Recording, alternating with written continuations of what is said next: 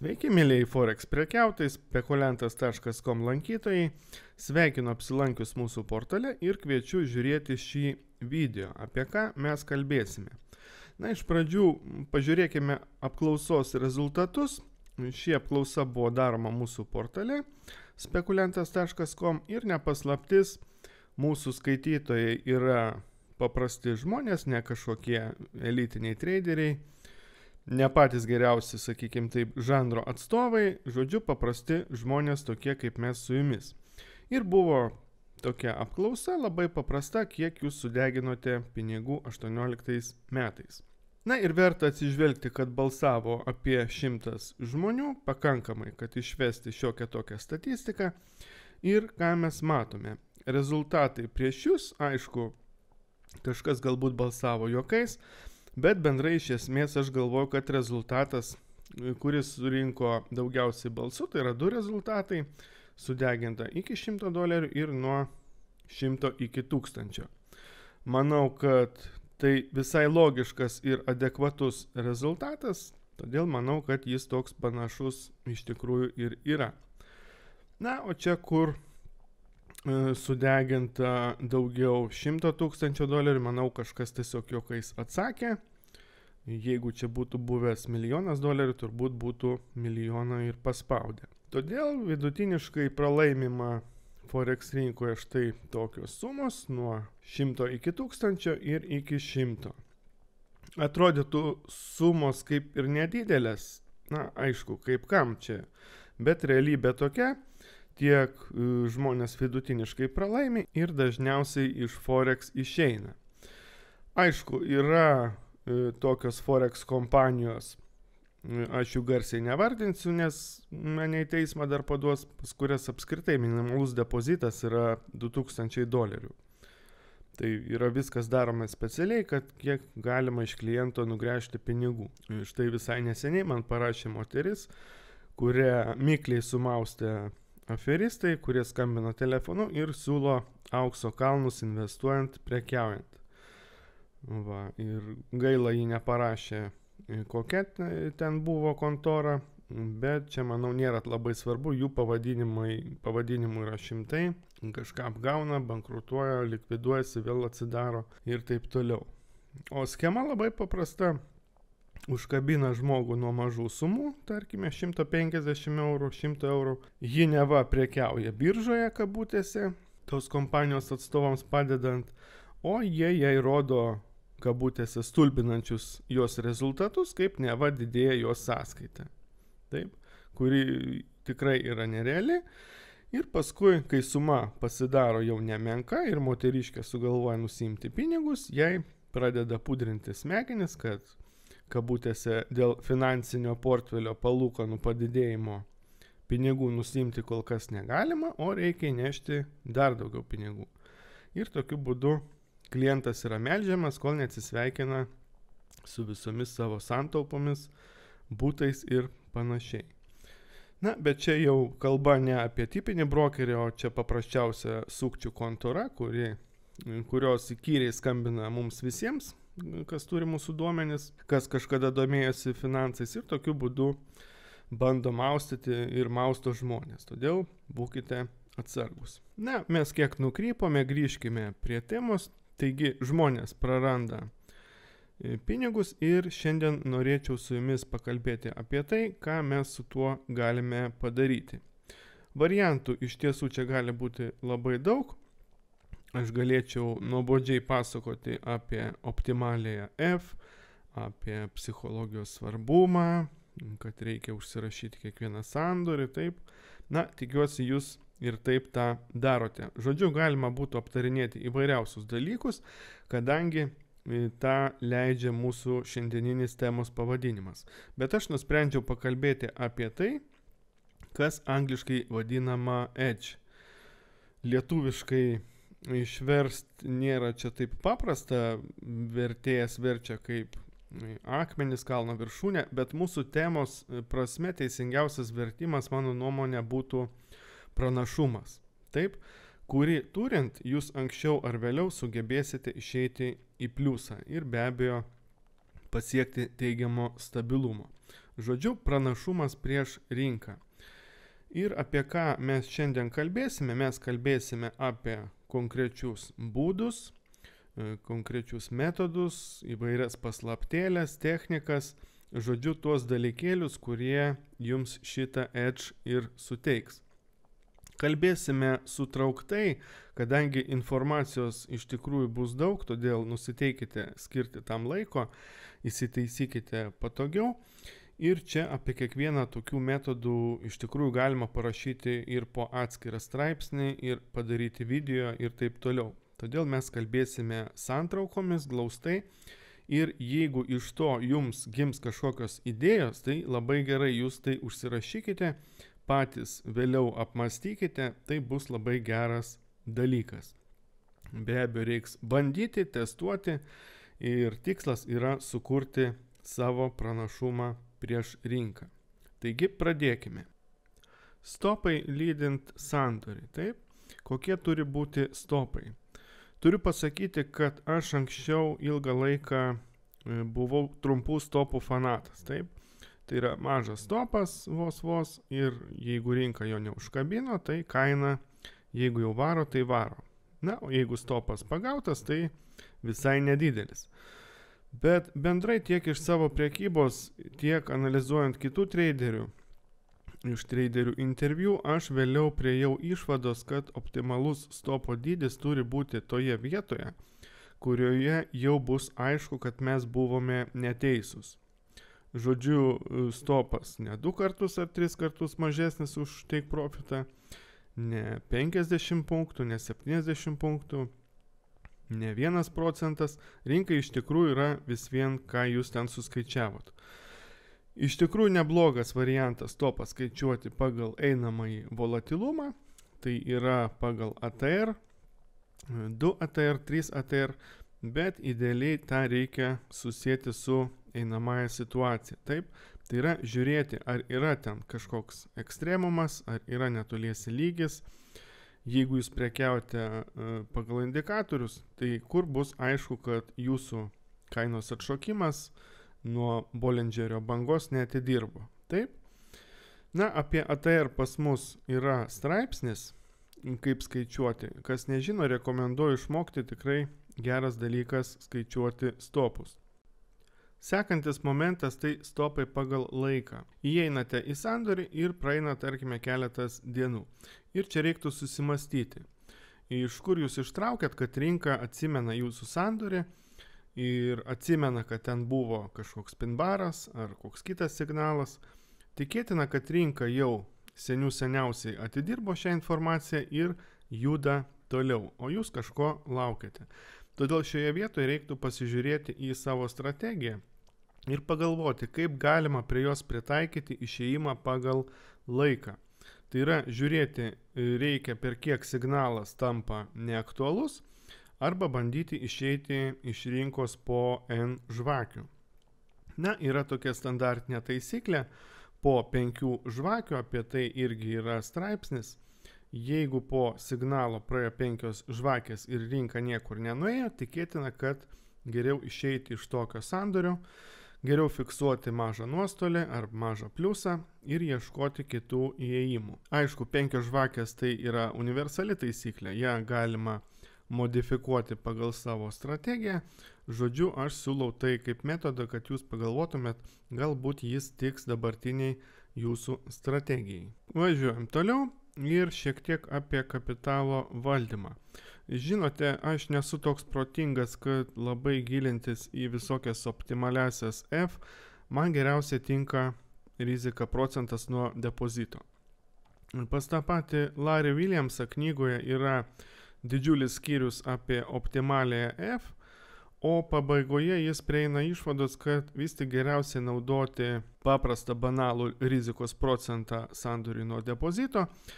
Ir kas mane sudomino, aš neseniai sykį dar kartą skaičiau šią knygą, kai ruošiau medžiagą apie strategiją pagal trendą, ir kas mane užkabino, į ką aš norėčiau atkreipti jūsų dėmesį, tai yra visada reikia teoriškai tikėtis 4 arba 5 stopų iš eilės serijos. čia lentelėje matome tokį statistinį vaizdą. Jeigu pas jūs vidutinė rizika sandoriui yra 2 procentai nuo depozito, taip, tai po 4 stopų iš eilės pas jūs bus nuosmukis 8 procentai. Taip, apatiniai skaičiai. Normalu, nieko baisaus. 3 procentai rizika jau būtų 11,5. Na, okei. 4 procentai sandoriui nuosmukis jau būtų 15 procentų, taip, po 4 sandorių. O va jeigu 5 procentai arba 10 procentų, tai nuosmukio dydis jau, kaip matome, stipriai auga. Todėl atkreipkite į tai dėmesį, kaip nereikia didinti rizikos, aišku, jeigu nedalyvaujate konkursuose ar agresyviai nedidinate depozito. Asmeniškai manau, kad ir 2 procentai yra per daug.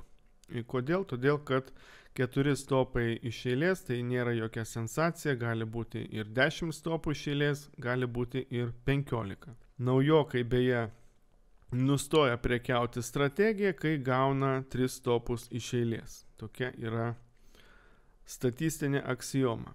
Jeigu kažkas išsilaiko strategijoje po 3 stopų iš eilės, tai toks traderis turi visus šansus tapti sėkmingu.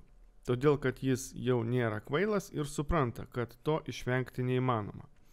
Tai yra normalus dalykas, bet kokioje strategijoje, na aišku, išskyrus martingeilą, gauti tokią stopų seriją. Na, man asmeniškai optimaliausia rizika yra 1 procentas sandoriui, kai kada ir 0,5 procento. Na, 0,5 procento, galima sakyti, yra auksinis viduriukas. Čia aišku priklauso nuo jūsų tikslų ir nuo to, ar jums labai rūpi jūsų sąskaitoje esanti suma. Taigi, tiek aš norėjau pakalbėti apie stopus ir kapitalo valdymą ir toliau pas mus įdomus momentas. Tai yra traderio tobulėjimo stadijos. Kokia yra pirmoji stadija? Pirma stadija savaime aišku prekyba į pliusą. Taip, kokia antroji stadija? Be abejo stabilumas. O dauguma traderių sutelkia dėmesį ne į stabilumą, o į apimčių didinimą. Taip, kai didinamas prekybinis lotas.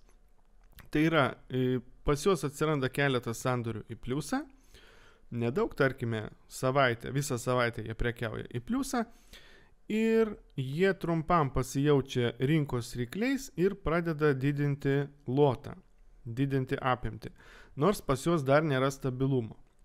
O stabilumas reikalingas, na, bent mėnesio pusės metų trukmės. Na, tokia siena, jei norite, kurią reikia praeiti tam, kad būtų galima didinti lotą. Vėliau eina stadija, kurią taip pat dauguma painioja, tai yra plėtimasis. Plėtimasis į didesnį instrumentų skaičių, plėtimasis į kitas rinkas. Na, kaip pavyzdys, žmogus prekiavo eurų dolerių tam tikrą laiką, jam pradėjo sektis ir po poros dienų jis pajungė į prekybą ir svarą, ir Australijos dolerį, ir jeną, ir naftą, ir bitkoiną, ir ką nors dar. Ir prie viso to dar didina lotą, ima kreditą, na ir viskas sudega. Ir čia viskas yra dėl to, kad jis susitelkia neties tą vystymosi stadiją. Todėl iš pradžių būtinas stabilumas ir tik po to loto didinimas ir tik po to instrumentų kiekio didinimas, jeigu tai reikalinga. Nes instrumentų kiekis yra labai sąlyginis dalykas. Yra daug traderių, kurie ilgą laiką prekiauja tik vienu instrumentu, jie jį žino, pažįsta, jeigu norite miega su juo ir jiems viskas gerai. Todėl jeigu jūs prekiaujate, pavyzdžiui, tik svarą, ir jums gerai sekasi, tai visai nereiškia, kad jums reikia prekiauti dar kažką. Tiesiog su laiku didinate lotą ir prekiaujate tik su svaru. Dar vienas įdomus ypatumas, apie jį mes esame kalbėję seniau, berods nagrinėjant vieną iš strategijų, tai yra įeiti į sandorį su keletu orderių, bet nedidinant bendros rizikos. Tai jokių būdų ne tinklinės strategijos metodas, mes tiesiog įeiname į sandorį su keletu orderių, bet nedidiname bendros rizikos. Tai yra, jeigu mes būtume įėję su vienu orderiu su 0,1 loto, tai mes įeiname, pavyzdžiui, 5 orderiais po 0,02. Tai yra, iš karto atidarome 5 orderius po 0,02 ir bendroje sumoje pas mus prekyboje 0,1 loto. Taip mes padaliname sandorį į 5 dalis ir toliau taikome skirtingas sandorio uždarimo strategijas. Yra tokia vadinama seifo taisyklė, kurią dažnai naudoja ypač savimi nepasitikintis traderiai. Jiems tai yra geriau psichologiškai. Ir principe šią taisyklę galima modifikuoti pagal save. Žiūrėkite, bendras sandorio stopas pas mus, tarkime, yra 30 punktų. Tai pirmame orderyje mes statome didelį take profitą, pavyzdžiui, 200 punktų, kitame orderyje 100 punktų, trečiame orderyje statome kažkokį lengvai pasiekiamą take profitą, tarkime, 1 stopo dydis arba 1,5 stopo, ketvirtame orderyje statome trailing stopą, o 5 orderį, pavyzdžiui, didiname, jeigu jis juda į mūsų pusę. Taip, ir tokiu būdu lydime orderius iki tol, kol rinka mūsų neišmuš pagal slenkantį stopą arba nebus pasiekti take profitai. Na, idėja, manau, aiški. Tai yra, mes, kai gauname signalą įėjimui, mes daliname savo riziką tarp 4-5 orderių ir taikome skirtingas uždarimo strategijas. Jeigu mes gausime stopą, tai gausime į tokį patį, kaip būtume gavę, jeigu būtume įėję vienu orderiu. Na, čia, manau, idėja yra suprantama. Na, o dabar skaudi tema Martingeilas. Reikalas tas, kad Martingeilą naudoja didelė dalis PAM valdytojų, PAM sąskaitų valdytojų, taip pat net akcijų fondų rinkoje jis yra naudojamas, tik šiek tiek kitaip jį ten vadina. Jie, pavyzdžiui, perka papildomai korekcijose, tiesiog taip gražiai pavadina. Pavyzdžiui, mes metų eigoje papildomai užsipirkome korekcijose akcijų, papildomai pirkome kritime, kad rezultate pagerintume įėjimo kainą. Na, ką tai reiškia? Makaronų kabinimas, tai yra paprasčiausias Martingeilas. Jeigu paanalizuotume PAM sąskaitas, tai didžioji dalis, na, aišku, ne visos, bet didžioji dalis naudoja Martingeilą. Ir tai netrukdo jiems uždirbti, atkreipkite dėmesį, todėl aš manau, Martingeilą iš principo naudoti galima, bet tik šiek tiek.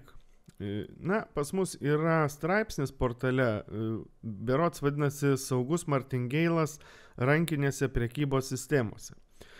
Ten atrodo ir video yra, tai yra, ką mes darome. Mes skaičiuojame, kiek nuostolingų sandorių iš eilės pas mus gaunasi istorijoje, taip, ir nuo to momento mes didiname lotą, tai yra, naudojame Martingeilą. Na ir taip pat apribojame ratų skaičių, tai yra, kiek kartų mes Martingeilą naudosime, kiek kartų didinsime.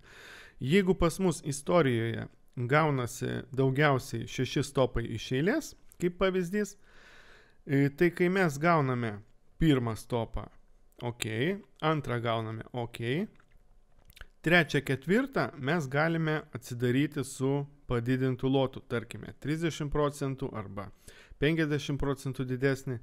Čia nebūtina dvigubinti, arba tiesiog galime neuždaryti nuostolingo sandorio, o atsidaryti kitą, taip, ir taip suvidurkinti poziciją. Čia yra tas pats praktiškai.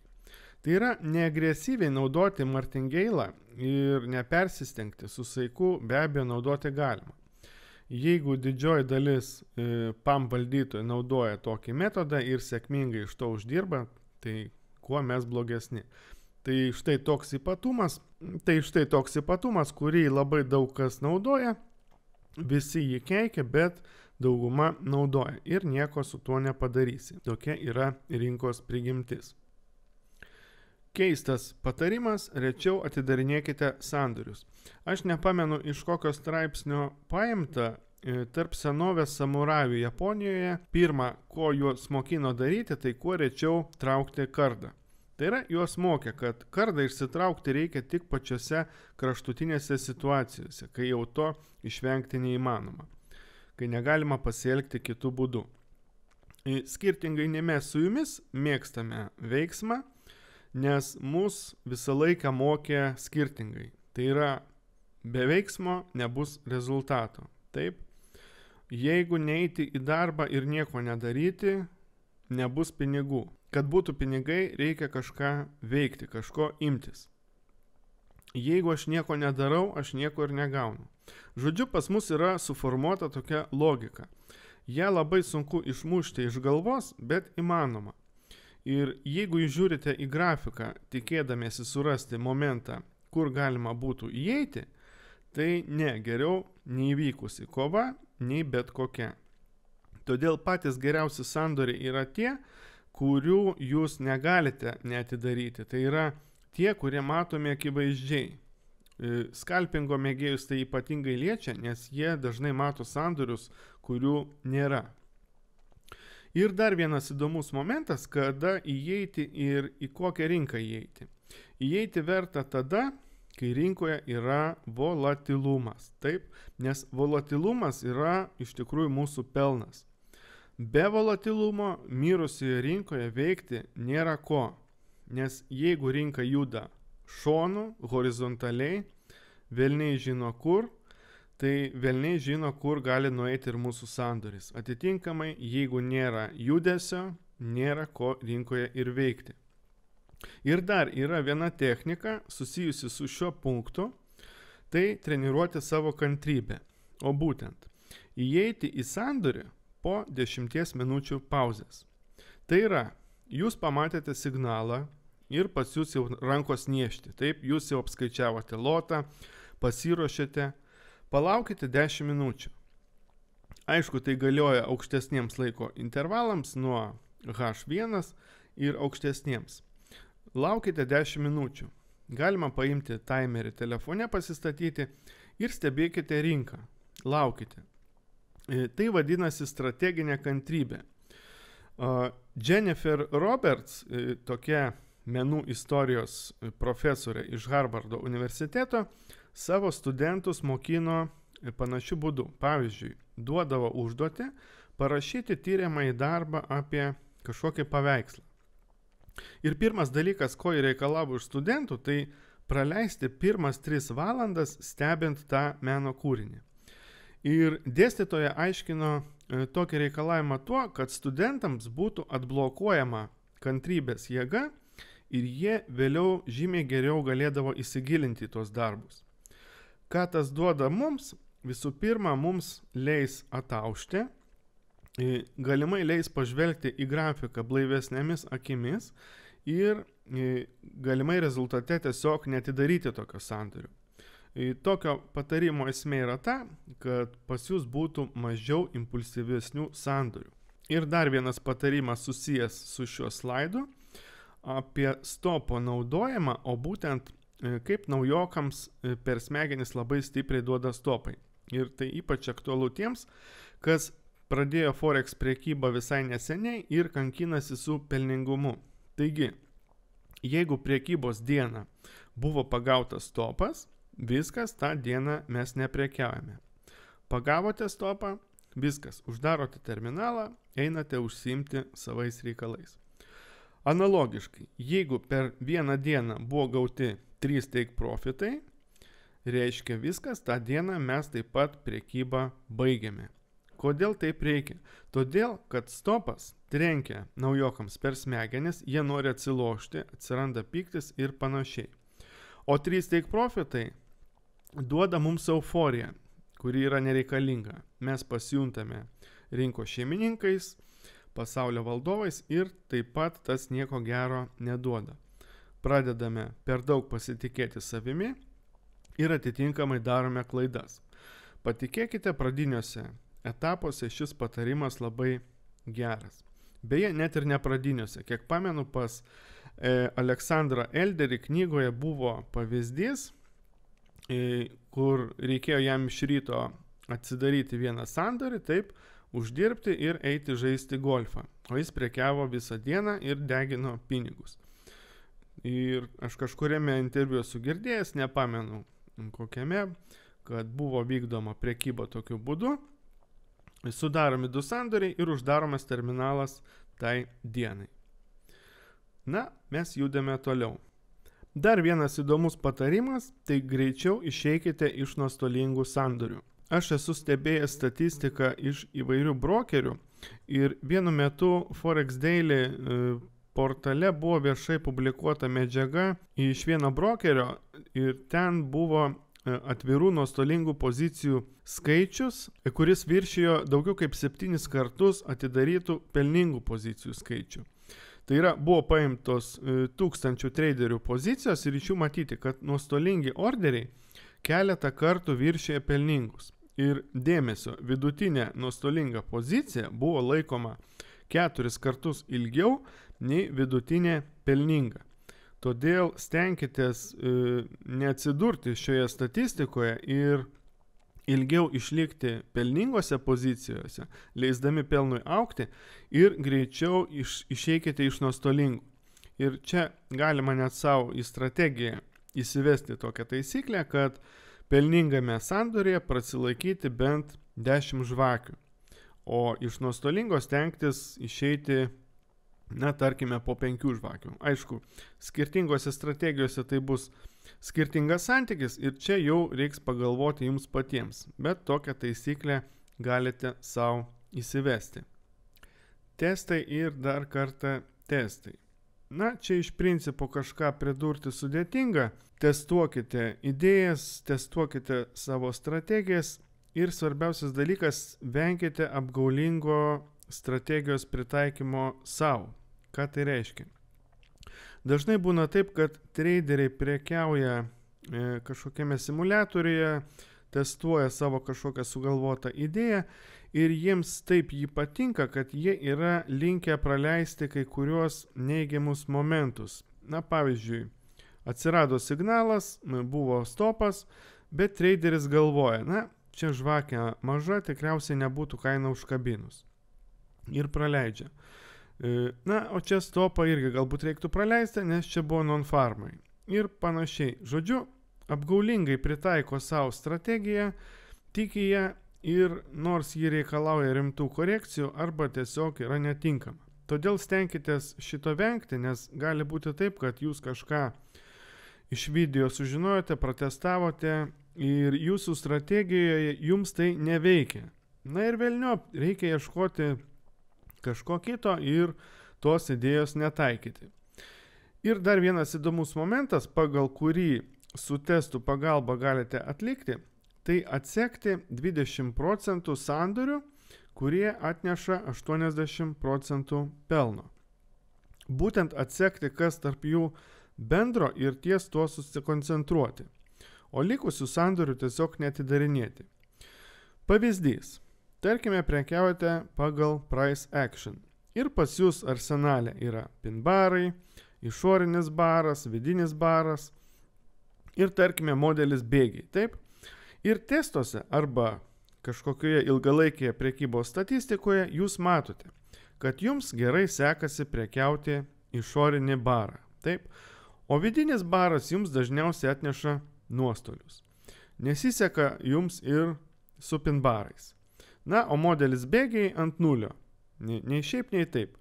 Bet jūs ilgą laiką prekiaujate šios 4 modelius. Tai ką daryti? Velniop išmesti pin barus, velniop išmesti vidinius barus, palikti tik išorinį barą ir modelį bėgiai. Viskas. Įėjimų bus mažiau, be abejo, bus nuobodžiau, be abejo, bet uždirbsite jūs daugiau ir išeisite į stabilų pliusą. Tai kodėlgi taip netaikyti? Pavyzdžiui, yra traderių, kurie prekiauja tik pin barų savaitinėme grafike ir jiems to pilnai pakanka. Kągi, manau, čia aišku, judame toliau. Lošėjo sąskaita. Dar viena puikiai idėja verta dėmesio. Tai taip vadinama priklausomo lošėjo arba, jei norite, narkomaninė sąskaita. Žodžiu, atsidarome centinę sąskaitą, ne jūsų pagrindinė, o centinė, jokių būdų ne demo.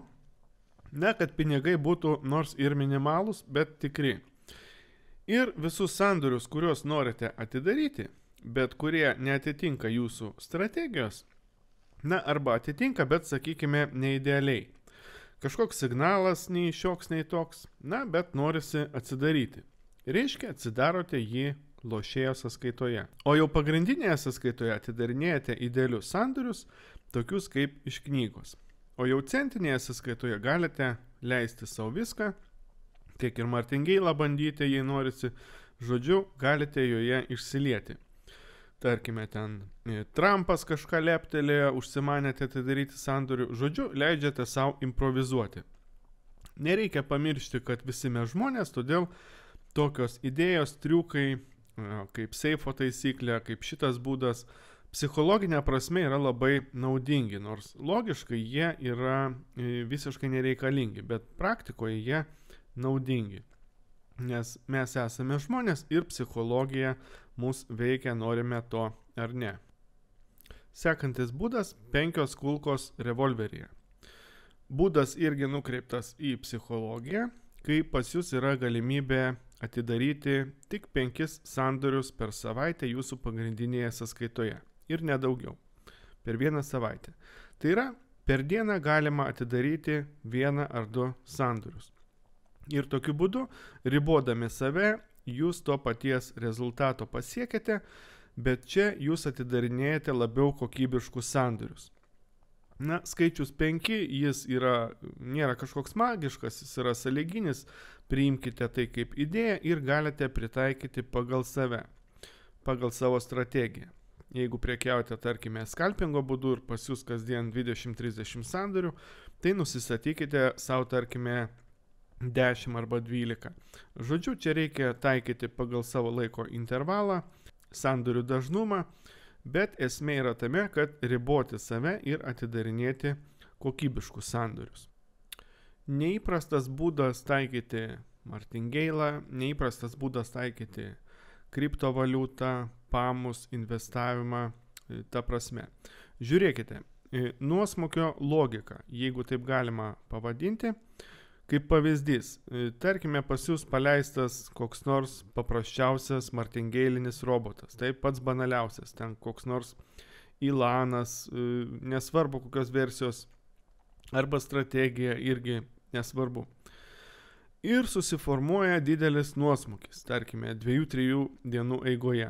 Taip, šita sąskaita yra nedidelė ir joje susiformuoja didelis nuosmukis. Ką mes darome? Mes įeiname į rinką pagal šią sistemą pagrindinėje sąskaitoje. Na, imkime geriau ir su martingeilo pavyzdžių paimkime, jis vaizdingesnis. Stovi, tarkime, martingeilas. Tegu ir ant demo sąskaitos. Kažkas ten prekiaujama, pliusuojama ir staiga susiformuoja nuosmukis. Rinka nuėjo į trendą ir nuosmukis kaba 2-3 dienas. Žodžiu, didelis nuosmukis susiformavo. Jūs ką darote? Jūs paleidžiate tą patį martingeilą arba tą pačią strategiją jau pagrindinėje sąskaitoje. Centinėje, necentinėje, nesvarbu. Ir kai tik nuosmukis jūsų demo sąskaitoje užsidaro, jūs uždarote sandorius ir pagrindinėje sąskaitoje. Tai yra, pas mus pagrindinėje sąskaitoje yra sudaromi daug retesni sandoriai, bet gaunasi kur kas lygesnė pelningumo kreivė, nes mes išvengiame to didelio nuosmukio. Ir nuosmukis gaunasi minimalus, kadangi didžiausius nuosmukius mes praeiname demo sąskaitoje. Idėją, manau, supratote. Žodžiu, šią idėją galima kombinuoti individualiai. Tarkime, jūs galite pagal savo strategiją išlaukti, kada bus 3 stopai iš eilės demo sąskaitoje ir po to staigiai iškart porą sandorių sudaryti pagrindinėje. Tai yra, tokiu būdu mes padidiname sėkmės tikimybę. Čia labai gera idėja. Sekantis patarimas, ne patarimas, o iššūkis, kurį galite savo atlikti, skirtas tiems, kurie niekaip negali nustoti deginti sąskaitas. Tai yra, ką reikia daryti? Reikia atsidaryti demo arba centinę sąskaitą, geriau centinę. Ir pabandyti nesudeginti šios sąskaitos, sudarant 100 sandorių. Tai yra, čia nėra užduotis uždirbti, o užduotis yra išsilaikyti 100 sandorių be sudegimo. Iššūkis atrodo paprastas, bet tai toli gražu nėra taip. užkietėjusiems priklausomiems lošėjams šis iššūkis gali pasirodyti neįveikiamas. Geras pavyzdys yra mūsų portale kartais organizuojamas konkursas degantis doleriai, kur depozitas yra $1000, demo sąskaitoje be abejo, lotas 0,01 ir užduotis sudeginti kaip galima daugiau. Taip, ir tiek profitas ir stopas yra po 30 punktų. Ir kągi žmonės nesudegina sąskaitų, kankinasi dar ir kaip. Ir negali, todėl kad lotas yra nedidelis. Štai toks iššūkis, kas nori gali išbandyti, tikrai įdomu. Na, mes judame toliau. Darbas su įniršiu ir pykčiu. Iš psichologijos pusės čia pas mus bus tokie neįprasti patarimai, jie yra paimti iš psichosomatikos, iš klinikinės psichologijos technikų. Kodėl? Todėl, kad visi mes iš tradingo knygų apie psichologiją praktiškai viską ten žinome, viską suprantame.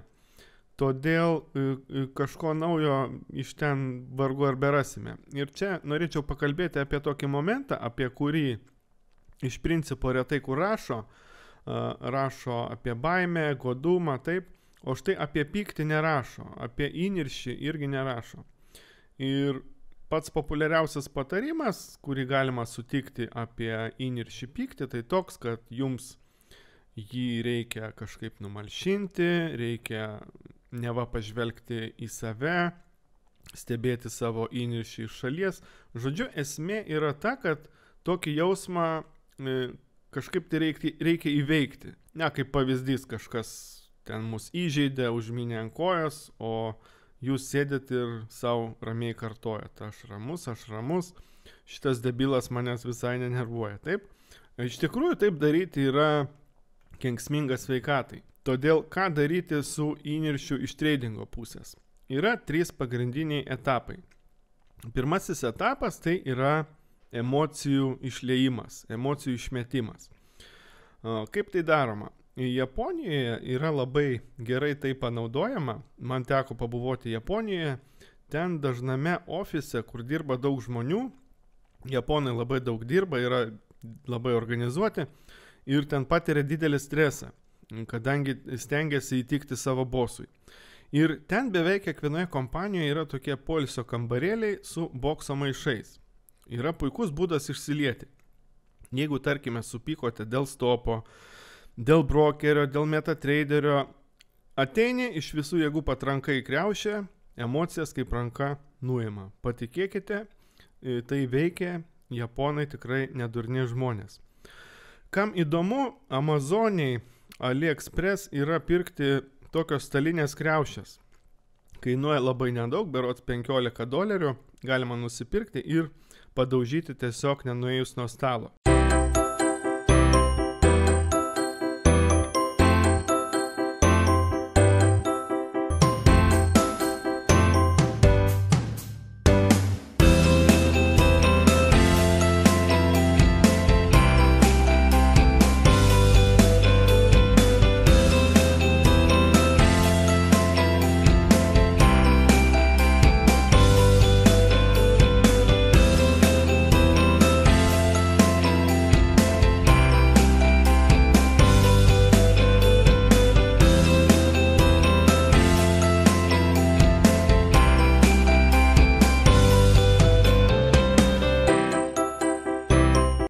Na, štai emocijos ir išlietos. Taip pat kaip būdas, aišku, iš karto padaryti neįmanoma, tai yra tyras su tikrais ginklais. Galima garą nuleisti taip pat kompiuterinėse žaidimuose, pašaudant ten ką nors, žaidimai irgi padeda, bet idealiu atveju geriau, kad stovėtų kriaušė, porą kartų smūgiuojate, galima su riksmais ir patikėkite, iš karto bus lengviau. Sekantis etapas. Išliejame emocijas, tai yra išsiaiškinti priežastį. Pavyzdys. Tarkime, jūs išvedė iš kantrybės, kad eilinį kartą suveikė stopas. Aiškinatės priežastį. Geriau užsirašyti ant popieriaus, rašote, kad aš supykau, kad suveikė stopas pagal strategiją, su kuria prekiauju. Čia mes neanalizuojame, ar rinka buvo bloga, tiesiog išsiaiškiname priežastį. Stopas. Gyvenime tai būtų, aš supykau, nes šitas debilas man užmynė ant kojos. Taip, galima tai užrašyti. Žodžiu, išsiaiškiname priežastį. Ir toliau, trečiasis etapas tai yra priėmimas, sutikimas. Tarkime, jums suveikė stopas, jūs išliejote emocijas, padaužėte kriaušę, paskui išsiaiškinote priežastį, priežastis suveikė stopas ir sutikimas. Aš taip pat galiu kam nors užminti ant kojos. Stopas. Tai dalis mano strategijos. Testuose mačiau yra 5 stopai iš eilės, todėl man tai yra priimtina. Tai yra sutikimas. Sutikimas tai nereiškia, kad mes esame kažkokie geručiai. Sutikimas tai yra tiesiog loginis pagrindimas to, kas atsitiko. Tai iš tikrųjų labai gera technika dirbant su pykčiu. Sekanti technika, kurią norėčiau pristatyti, tai darbas su baime. Labai kieta technika iš tikrųjų. Jis skamba kvailai ir juokingai, sakau iš karto, bet labai kieta technika. Baimių turime mes visi, kadangi esame žmonės vienaip ar kitaip, todėl jeigu jūs nieko nebijote, tikėtinai, kad jūs ne žmogus, o kyborgas. Todėl mano patarimai čia bus nereikalingi. Baimė tradinge paralyžuoja mūsų teisingus sprendimus ir blokuoja mintis apie galimybės. Atitinkamai mes negalime blaiviai įvertinti situacijos. Todėl su baimėmis reikia dirbti, net jeigu jos yra nedidelės. Ir imkime ir pažiūrėkime, kaip dirbti su šia technika. Ji pavyks ne visiems. Jeigu jūs esate per daug emocionalus žmogus, tikėtinai, kad jums prireiks pagalbos iš šalies. Tai gali būti draugė, žmona, žodžiu, artimas žmogus, kuris yra šalia. Galima su šia technika dirbti ir vienam, kalbant ir už save, ir už pagalbininką psichologą, bet geriau, jeigu būtų pagalbininkas. Ir pavyzdys būtų toks. Labai dažna mūsų baimė yra suklysti, taip? Taigi atsisėdate ir kalbate garsiai. Aš bijau suklysti prekyboje. Ką daro pagalbininkas? Arba jūs pats už jį. Jis kartoja jūsų žodžius lygiai taip pat. Tai yra svarbu. Jis kartoja, okei, tu bijai suklysti. Gerai, kas toliau? Toliau jūs sakote, kodėl bijote.